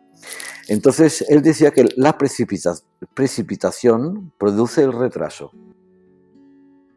Joder, qué cabrón. Entonces, por supuesto. Entonces yo decía, no querer terminar antes produce el retraso, porque yo estaba tan torturado y estaba Gracias. ya, no podía más con toda esta tortura. Yo quería terminar el libro y yo dije, pero no lo voy a terminar porque me va a producir un retraso en el sentido de que si yo lo termino ahora, voy a descubrir cosas, me voy a arrepentir, no va a estar terminada, no va, o sea, y esta frase yo me la repetía a mí mismo y decía, bueno, paciencia, no te precipites, no digas nada, no opines. En el libro yo quitaba mis opiniones porque yo interpretaba una cosa y decía, no te precipites, porque luego lo tendrás que cambiar, no juzgues, no coge los datos nada más. Entonces también otra que te dedico es de Séneca, que si no lo has leído lo tienes que leer, porque esto es un maestro universal para siempre jamás, que decía que la prisa se traba a ella misma. Sí, entonces, en el fondo es lo mismo, sí. Es lo mismo. Entonces... Te lo agradezco porque ya me vas conociendo un poquito, como bien has dicho, y, joder, me estás dando en una línea medular, por así decirlo, de mi trabajo personal, claro. Sí, sí. La paciencia con atención, con alerta, pero paciencia. La paciencia que hablaba Joe Pilates como una de las cualidades de la contrología, porque la contrología, antes que coreografía, por supuesto, la coreografía está ahí, entonces ahí están las peleas hoy en día, supongo, que si contemporáneo, que si ergonómico, que si... sí, sobre todo en ritmos de ejecución. Barroco o, ¿me entiendes? Atonal, dodecafónico, etcétera, etcétera. Antes que todo esto está la ética de la contrología, es los valores intrínsecos a la contrología. Para esto hay que leer quién es Joe Pilates para saber cómo produjo a alguien. La obra y el autor son indisociables. Tú no puedes disociar Beethoven de la obra. Cuando oyes... Ahora, a lo mejor no te apetece leer la biografía de Beethoven, pero si la lees vas a entender mejor. La música, sí, sin duda. duda. Vas a entender mucho mejor. Y si estudias música, más mejor. Entonces, si quieres hacer Pilates o estás haciendo Pilates, tienes que entender quién era Joe Pilates, qué vida tuvo, cómo pensaba, cuál era su pensamiento, porque es indisociable. Y al final, la coreografía cambia aquí, cambia allá y, por supuesto, cambia con cada persona, etcétera, etcétera. Es muy individual y ahí está todo el secreto de la maravilla y la universalidad del método, que es otra cualidad del método. Entonces, no podemos disociar, no podemos hacer Pilates de ninguna de las maneras, sino tenemos una ética muy fuerte, muy grande por detrás, asociada a la supuesta coreografía, ni tampoco unas cualidades intrínsecas al método. Entonces, si no hay ni cualidades ni ética, no hay pilates. Ya puede ser contemporáneo, puede ser foráneo, Sí, o entiendo. misógeno, o Sí. el término que queramos acuñar ahí, ponerlo, o yogilates, o Sí, tangolates, ¿comprendes? como dijo Manuel Cabrera, que me hizo mucha gracia. O Sí, sí. tangolates, o lo Yo que he visto sea, de todo, ¿eh? He visto cardiolates, he bueno, visto está de muy todo. O sea, he bien. visto. Bueno, está Sí. bien, La última déjalo. que vi fue, no sé cómo lo llaman, crosspilates. O sea, como que ya lo mezclaban con el crossfit, que es un poco el mundo antagonista, ¿no? Pero bueno, No yo lo son comparo tan mucho con. antagonistas tú date cuenta de lo que te estoy diciendo. Sí, movimiento no hay más que uno, ahí estamos de acuerdo. Ya está. Sí, Entonces, totalmente de acuerdo. si yo miro el CrossFit, y ya lo hablamos la otra vez, si tú miras el CrossFit, es antagonista a lo que es Pilates, pero no son antagonistas en muchos de los principios que tienen, porque son los mismos.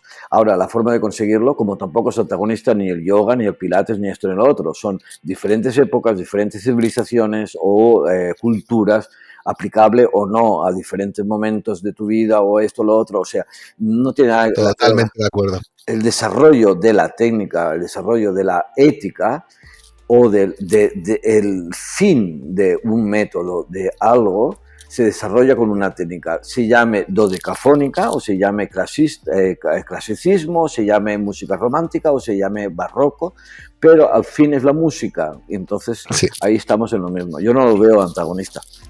Qué bueno, qué bueno. Sí preguntarte, porque bueno, es que no, como te decía, me podía tirar contigo horas, pero sí voy filtrando las que para mí son más curiosidades mías personales, ¿vale? Venga. Creo que en el método Pilates hay mucho que deberle, o que todavía tenemos un debe con lo que es la figura de la mujer, entendiendo a la mujer como lo femenino en el método Pilates. Clara, se ha hablado poco de ella y ojalá tengamos tiempo de hablar tú y yo muchísimo más al respecto. Sí. De Romana creo que es la madre, entre comillas, del método Pilates tal como lo conocemos, porque si tengo bien entendido, se sentó junto a Bob Likens un poco a sistematizar el método y a decidir qué se dice aquí, qué se hace aquí, dónde se inhala, dónde se exhala. O sea, lo que es el método se lo debemos más a Romana probablemente. No sé si estás de acuerdo con esto. Bueno, estás haciendo varias preguntas. La primera es sobre las mujeres, no he entendido bien. Sí, es que te quería enlazar ahí a preguntarte qué mujeres nos recomiendas entrevistar en el podcast. ¿Tú conoces gente que viene de un Pilates muy puro? ¿Y por qué tiene que ser mujer? O sea, no es nada más especial que en mi caso creo, es opinión personal una vez más, Sí. que si yo miro la cantidad de practicantes, para que te hagas una idea, eso no sé si lo hemos hablado, yo doy cursos, bueno, es otro mundo, pero bueno, yo me dedico mucho más al mundo del gran gimnasio, no tanto al mundo del pequeño estudio. Y claro, si ves la cantidad de practicantes, me atrevería a decir que un 80-85% son mujeres. Sí. Entonces, claro, desde esa óptica creo que la formadora, la persona que sabe más y que está arriba en la cúspide, que sea femenino, simplemente por el hecho de la energía, va a saber transmitirnos un método que quizá es más adaptable a ese público final. Simplemente por esto desde mi ignorancia, ¿eh? Bueno, yo no lo creo. Yo no lo creo porque si yo me considero un profesor de Pilates, yo tengo que saber lo que es darle a una persona, sea cual sea su género. Totalmente de acuerdo, sí. Entonces, si no, no me podría llamar Pilates. Entonces, profesor de Pilates. Si yo voy por supuesto, un hombre es diferente a una mujer, igual que una mujer es diferente a otra mujer. No solamente por edad, sino también por constitución, por tipología, psicología, espiritualidad, cultura, etcétera, etcétera. Pues Esto sí, las es. mujeres son mujeres físicamente, etcétera, y es diferente. Sí, bueno, es uno. Yo me refiero al primer foco que has puesto, me refiero justo a eso. Creo que eso nutre mucho al método Pilates en realidad, porque bueno, estaba Joe, que era masculino arriba, pero es que todo lo que hay justo debajo de Joe es femenino. Bueno, esto es que claro, estamos bien, está bien. Estamos yendo A la filosofía. No, está muy bien. Bueno, está muy bien. Yo te voy a responder como yo pueda, etcétera. Yo, Gracias. Gracias yo por entenderme. No sé si se ha te entendido voy a bien, pero decir gracias por algo. entenderme. Yo te voy a decir algo brutal. Joe Pilates hizo el método para él mismo y para el hombre. ¿Y perdón? ¿Para qué? Para los hombres, en un principio. La idea ¡Ay, qué principal, bueno! la idea principal para mí fue hecho para personas sanas, hombres sanos, para él mismo, para empezar, y después normalmente para el género masculino. al Qué principio. buena. Lo que pasa es que, ¿cuál es una de las cualidades que he dicho antes del método Pilates? La universalidad. Sí, Esa es una gran cualidad. Es aquello que decimos, no, el Pilates para todo el mundo lo puede hacer, no sé qué, no sé cuántos. Sí, pero hay que saber quién es todo el mundo. Hay que saber que si esta persona está coja o no, o tiene una pierna o no, o tiene una amputación de un brazo o no lo tiene, o es un hombre o es una mujer, o es qué edad tiene, si tiene 5 años o tiene 10 años o tiene 20. Aparte, tiene el peso más mal distribuido, qué profesión tiene, etcétera. Todo esto es la complicidad. Lo complicado que es el método, es lo universal. Joe es capaz de hacer algo para él mismo como hombre y para los hombres para hacerlo universal. No solamente él con su edad y etcétera, sí. que fue cambiando, por supuesto, él fue cambiando, mejorando el método con él mismo y con sus clientes que también iban mejorando y cambiando y iban cambiando. Entonces, todo esto, una cualidad de él como persona y como científico o como creador de su propio método, de su genialidad, es la universalidad, porque se da como por hecho, ay, no, Pilates es bueno para todo el mundo. Bueno, no sabes lo que estás diciendo.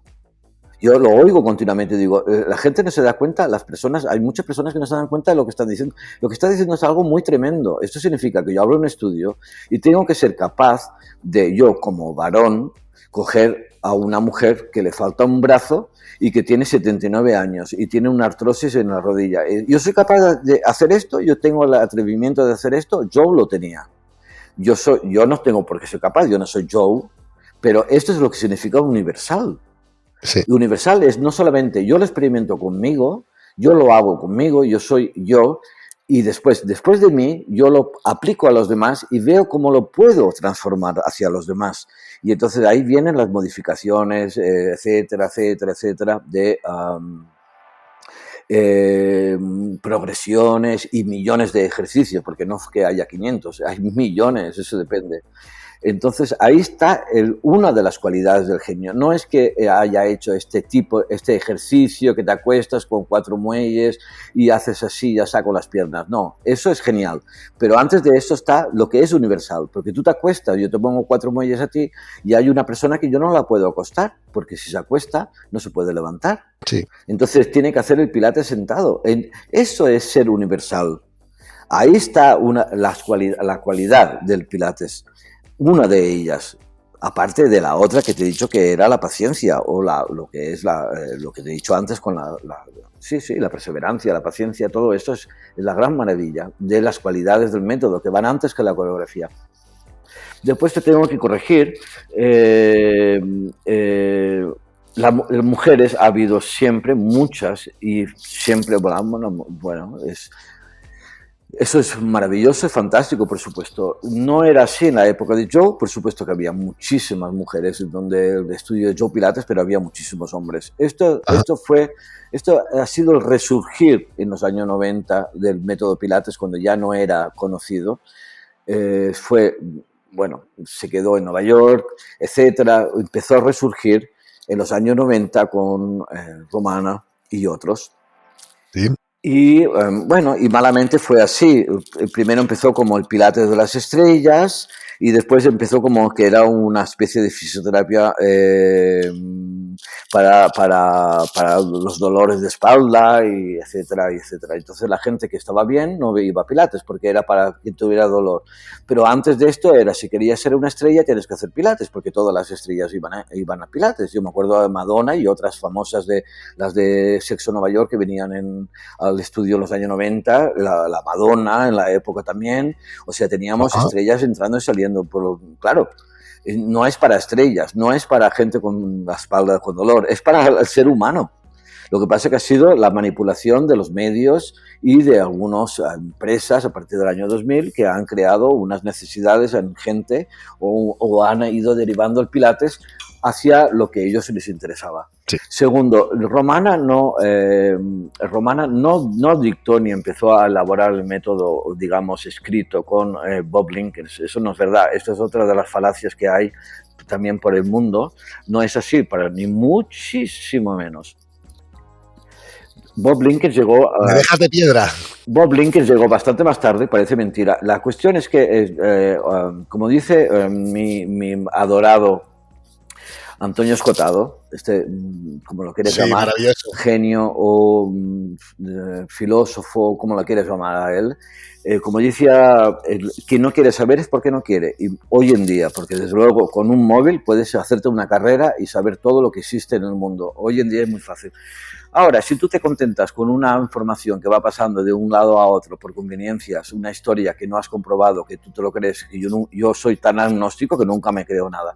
Entonces yo conozco Bob Lincoln, por supuesto que lo conozco de la época, y bastante bien, y conozco a muchos otros que estaban en la época antes que yo, y etcétera, etcétera. La historia no es tal cual como se está contando. Romana no dictó nada a él, eso no fue así. Él sí que estaba, en un momento dado sí que se hizo un manual y él estuvo allí, pero él no era el que lo escribió, ni mucho menos. Estuvo ayudando, pero no fue así. Romana sí que estuvo colaborando, pero antes de él ya hubo otras colaboraciones. Ajá. ¿Te ha gustado, no? Sí, totalmente. O sea, que yo lo que he entendido es eso, que había sido un colaborador, no tanto como que había escrito él, sino como que había estado ayudando a Romana en plan, venga, pues yo te echo una mano para que no estés aquí sola, ¿sabes? No, y en el fondo, lo que yo tengo entendido es que Bob Lincoln de alguna manera siempre decía un poco lo que dices tú, decir, oye, yo intento transmitir lo que a mí Romana me dijo. O sea, Bob Lincoln sí que creo que iba un poco por esa cosa. Bob Lincoln estaba trabajando en el Pilates Studio. Antes de trabajar en el Pilates Studio, él trabajó, él estudió con Romana a finales de los 80 y, bueno, entraba y salía y todo esto y, bueno, ahí pasaron una serie de desgracias con el estudio, con el método a finales de los 80 y etcétera, y bueno, y Bob, como junto con muchos otros, estaban allí en esa época y entonces, bueno, unos se fueron a un sitio, otros a otro, a cerrarse definitivamente el estudio Pilates. Ajá. Y bueno, en el año Romana terminó enseñando donde yo la conocí, en el Drago Gym en Nueva York. En el año 92, Sean Gallagher compró los derechos, etcétera, etcétera, y montó todo una historial. Entonces Bob pasó a trabajar para Sean Gallagher, no para Romana, ni estaba con Romana. Vale. Trabajaba para Sean Gallagher como otros profesores en la época, al mismo tiempo que estaba Bob, estaban otros. Entonces, Sean, entre otras cosas que hizo o quería hacer y no hizo, pero hizo muchas cosas, entre otras cosas quería hacer un manual para la formación interna del profesorado. Eso es. Que esto sí que no existía. Entonces lo que sí existía sí existía un libro, ya Romana había ayudado en el año 80 a escribir un libro a un par de personas, de clientes que tenían en el estudio, un libro bastante bien hecho, bastante bonito, y otras colaboraciones. También Romana en revistas había ido publicando capítulos sobre los ejercicios, con descripción de ejercicios en la colchoneta y también con fotografías. O sea, ella hizo constantemente. Lo que pasa es que Sean le encarga, quiere este proyecto de hacer un manual, entonces habla con Romana, Romana accede, dice que sí. Yo me acuerdo recién llegado, se había recién terminado el manual aquel. Romana, por supuesto, ayudó en el manual, pero bueno, eso no fue obra solamente de Romana. Romana colaboró, no lo hizo, no dictó exactamente, no son todo palabras de Romana, ni mucho menos. Ajá. Hubo otras como Carol Baker. Sí. Carol Dodge Baker. Ajá. Era una de las que intervinieron muchísimo. Otra también muy participante que sale en las fotografías del manual original también es Rocky, y junto con Bob Lincoln y también otros hicieron el manual. Y el manual, bueno, yo te puedo decir personalmente que Romana no estaba prohibido tener el manual. Cuando yo estudié en el año 96, yo el manual estaba prohibido tenerlo en el estudio de Romana. Toma ya. Esto es como es. Que indica que Romana tampoco estaba 100% de acuerdo con lo que ahí se ponía. No estaba 100%, no estaba nada de acuerdo. Entonces, pero ella no era la dueña del libro, del manual. Ella era una trabajadora autónoma en un estudio que no tenía nada que ver con Sean Gallagher y con Bob Linkens y con la organización. Ella quiso apoyar y siguió apoyando. Y, cuando vio el resultado, no le gustó absolutamente nada, y entonces yo te lo digo, te lo estoy diciendo, ella prohibía tener ese manual entre esos estudiantes, porque en la época tú podías estudiar o en el Pilates Studio o con Romana. El examen final lo tenías que hacer con Romana. Ajá.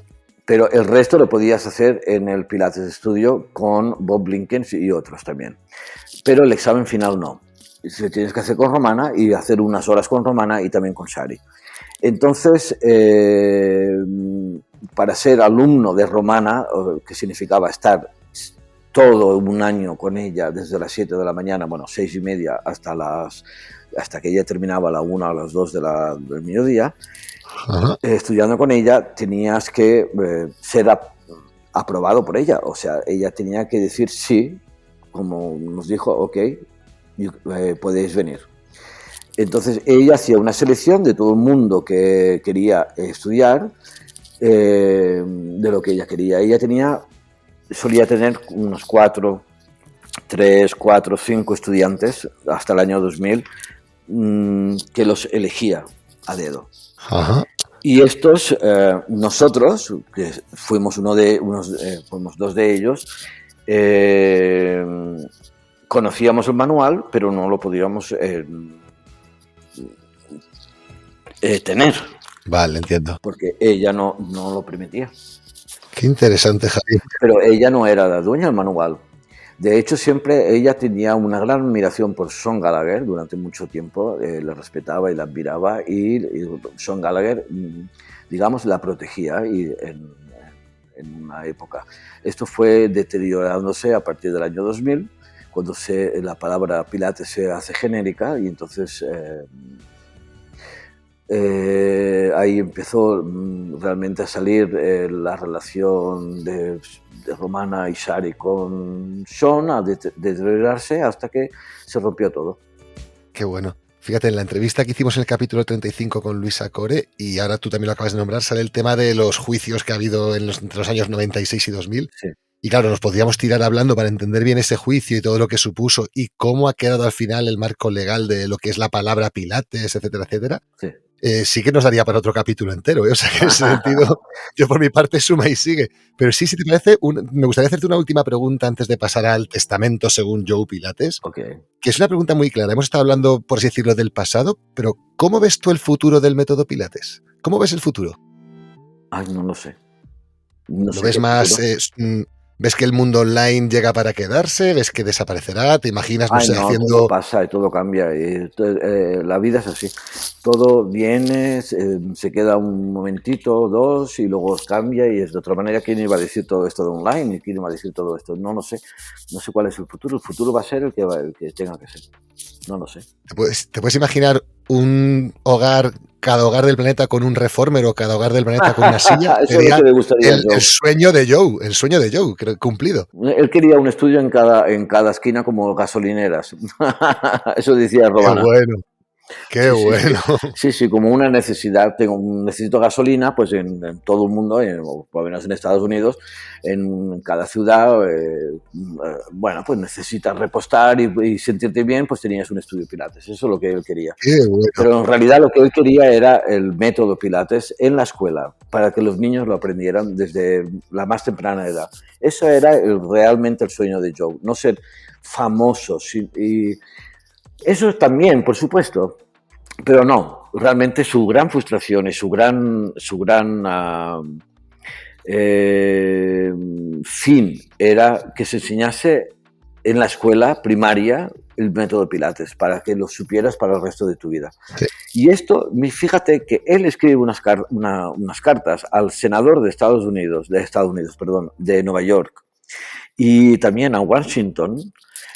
En el año 27 ya escribe cartas a los políticos hablando de implantar su método, que nadie lo conocía, había recién llegado a Nueva York y creía que iba a llegar y que le iba a ir a la Casa Blanca, vamos. Y entonces empezó a escribir a senadores de un lado y de otro diciendo, oye, yo tengo un método que hay que implantar en la escuela, venir a conocerlo.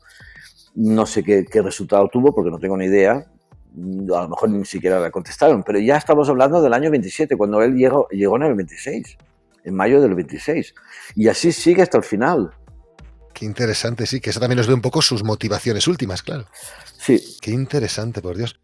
Joder, Javier, qué interesante, la verdad, qué interesante. ¿Te parece que pasemos a esas preguntas más cortas que son el testamento según Joe Pilates? Venga, sí. A ver si te gusta, vamos a por ello. El testamento según Joe Pilates. Bueno, Javier, pues ya estamos aquí. Como te decía, el testamento según Joe Pilates está basado en un proceso de preguntas-respuestas más cortas, pero que tú puedes extenderte todo lo que consideres necesario, ¿de acuerdo? Ok. Vamos a por ello. Primera pregunta. ¿De quién recibiste tu primera clase de Pilates? La recibí en Holanda de Marjorie Oron. Marjorie Oron. Sí. Buscaremos. Bien. Segunda pregunta. ¿Alguna manía, ritual o costumbre antes de comenzar tus clases? Sí. No es ninguna manía ni su ritual. Y ahora con el corona lo vemos mejor, lavarme las manos. Sí, totalmente de acuerdo. Romana lo hacía y nos obligaba, porque la educación que tuvimos con ella no era coreográfica solamente, ni mucho menos. Era todo lo que hemos hablado anteriormente. Entonces, ella igual te enseñaba un ejercicio, como te decía, ves y lavate las manos después de cada cliente. Entonces era obligatorio y lo sigo haciendo y lo seguimos haciendo. Y ahora con el corona, pues imagínate, o sea. Sí, doble motivo, sin duda. Tercera pregunta. ¿Tu comida favorita? Uy, es la pasta. ¿Alguna en concreto? Tú de cualquiera. Yo también soy muy curioso. Cualquiera. Yo soy un loco de la pasta. Aparte, conozco Italia desde hace 1000 años. Voy constantemente, varias veces al año. O sea, y es que llego y como pasta todos los días, mañana, noche, da igual, lo pruebo todo. Con esto, con lo otro. Menos con pescado, con todo. Qué bueno, buenísima, sin duda. Cuarta pregunta. ¿Un defecto confesable? ¿Mío? Sí. Uf. Y que sea confesable, claro. Pues a ver, defectos.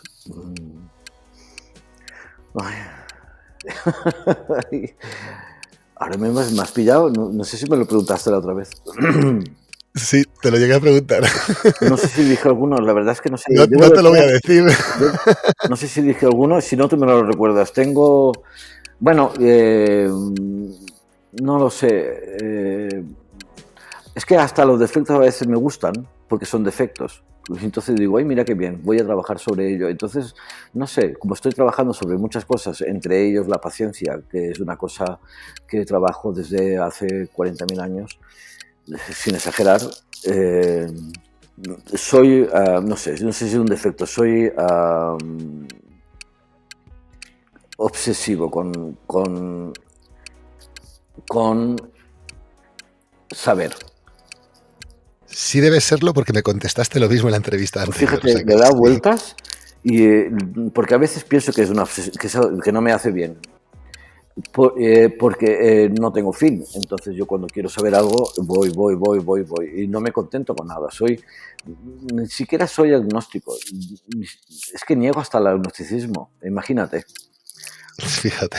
Entonces, claro, nunca me he creído nada de nada, ni porque lo dijera Nietzsche, ni porque lo dijera Romana, incluso. Yo me acuerdo miles de veces Romana diciendo, esto es bueno para que yo, para esto, yo hacía el ejercicio, y yo decía, pues yo no noto nada de lo que dice esta señora.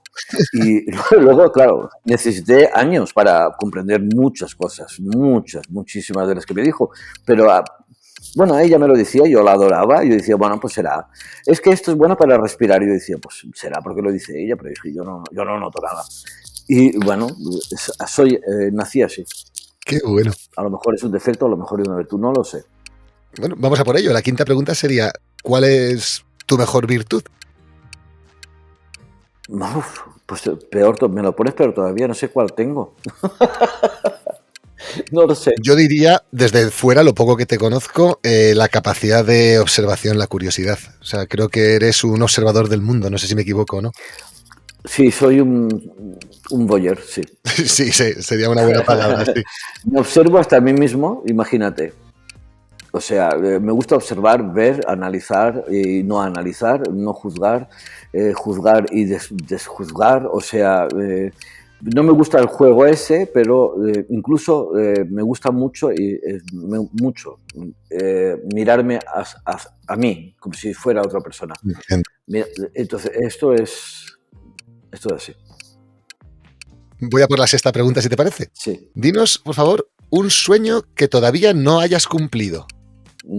Ninguno. Perfecto. No tengo sueños. Muy bueno. No, te podría decir ir a Yemen, por ejemplo, pero no.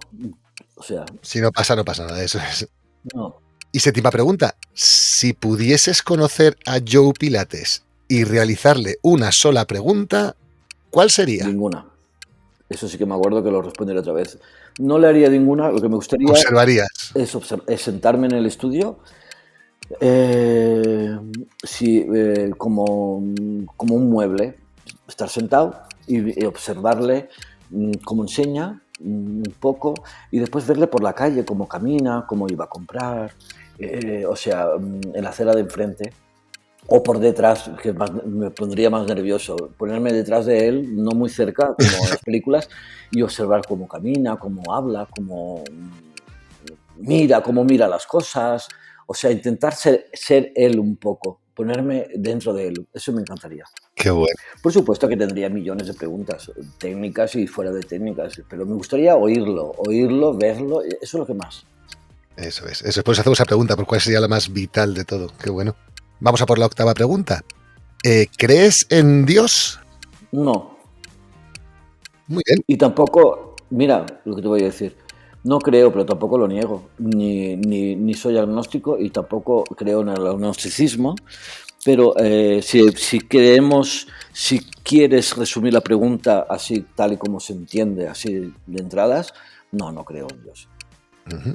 Y claro, tanto si respondiste que sí como si respondiste que no, en esta novena pregunta, dinos por favor tu opinión en unas pocas frases sobre qué es para ti la vida, qué es para ti la realidad, qué es esto en lo que estamos metidos. O sea, ¿es una casualidad? ¿Venimos de los extraterrestres? No sé, ¿cuál sería tu opinión? ¿Qué es esto en lo que estamos metidos? Pues estamos metidos en la, si lo queremos llamar historia, espacio temporal, que lo medimos de una forma arbitraria, lo llamamos año 2021, lo podríamos llamar de otra manera, lo podríamos situar de otra manera, o sea, no sé lo que es la realidad, ni tampoco sé lo que es el tiempo, estamos aquí y esto es lo que hay, esto es, no hay más que esto y ya está, nada más. ¿Para qué hacerse preguntas donde no hay respuestas? Muy buena. Y décima y última pregunta del testamento según Joe Pilates. ¿Qué te gustaría que pusiese en tu lápida? O dinos una frase con la que te gustaría ser recordado. Ninguna. Yo no quiero que me recuerden ni nada. Pues, hijo mío, llegas tarde, no haber hecho el libro. No, ni hablar. No sé si eres consciente que se hablará de ti dentro de 80 años. O sea, no pues sé si eres consciente que ese libro... A mí me da exactamente igual. A mí me gustaría que si alguien compra el libro, pues que lea el libro. Y entonces yo contentísimo. Y si le sirve de algo, pues maravilloso. Pero a mí, yo no quiero que nadie me recuerde ni nada. Cuando terminó la cosa y adiós, muy buenas, a otra cosa. Muy bueno. O sea, ¿para qué me van a recordar? O sea, para que recuerden a Beethoven, ¿no? O a Joe Pilates. Y no es por ponerme menos o más, mi vida tiene más sentido que la de Joe Pilates para mí, pero yo hago lo que tengo que hacer hoy, mañana ya veré. Ayer hice lo que tuve que hacer y lo que pude hacer y lo que me permití hacer o lo que se puede hacer, y esto es lo que es. Y ya está, y entonces Bravo. El día que no esté, pues ya no está, y ya, ¿para qué vamos a recordar y poner en la lápida no sé qué? No va a haber ni lápida. Bravo. Muy bien, Javier, pues muchísimas gracias. Hasta aquí el testamento según Joe Pilates. Pues muy bien, muchísimas gracias a ti, estaba encantado. ¿Qué tal? Ha estado bien, ¿no? Sí, para terminar la entrevista me gustaría darte todo el protagonismo del mundo para que puedas despedirte de nuestra audiencia como tú prefieras, diciendo aquello que te dé la gana o aquello que sientas que es bueno incluir en este audio porque a lo mejor no lo hemos tocado o lo que sea. Así es que dinos, para despedirnos de nosotros hasta la semana que viene, que tenemos la gran suerte de tenerte la semana que viene aquí, qué bien. ¿Qué te gustaría comentar a todos los pilatistas, pilateros y pilateras para finalizar? Bueno, pues que estoy encantado contigo, que me ha encantado conocerte. Y ves lo que hablabas de la vida y no sé Lo qué. mismo digo. Tú apareciste un día y mira qué bien, o sea, maravilloso. Y lo que espero para todo el mundo, pues que haya tenido un rato agradable.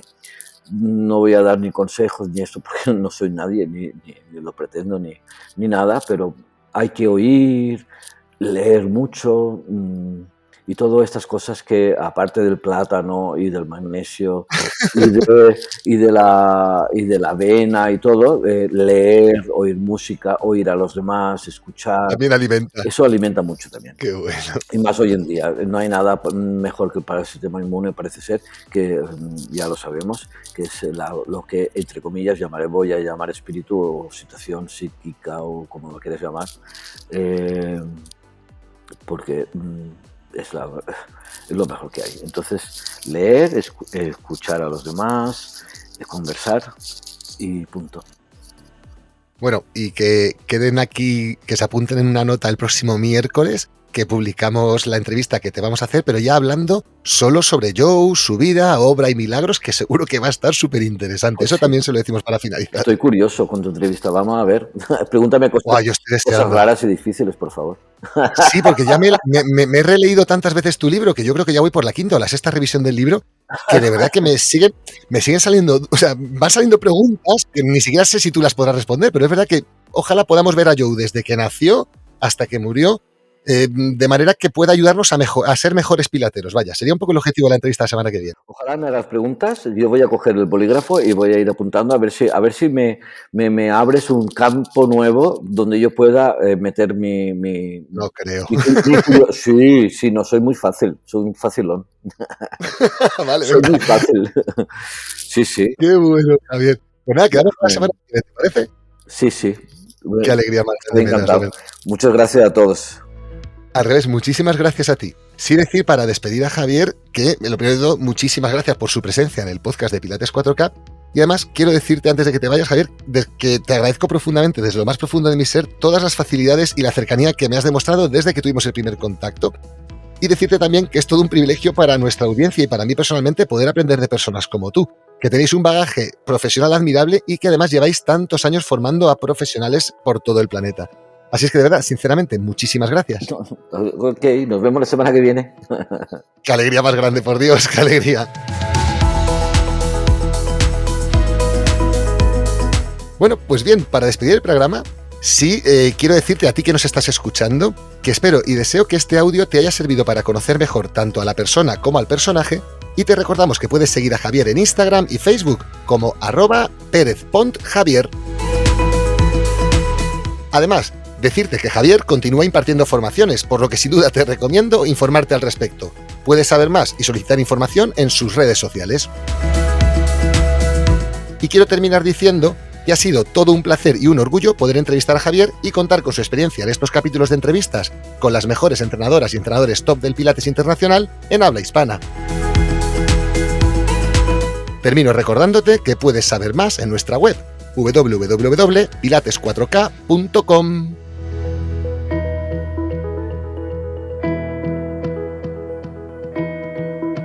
Y nada más por mi parte por ahora. Muchísimas gracias por tu interés. Nos vemos en el próximo capítulo. ¡Hasta pronto!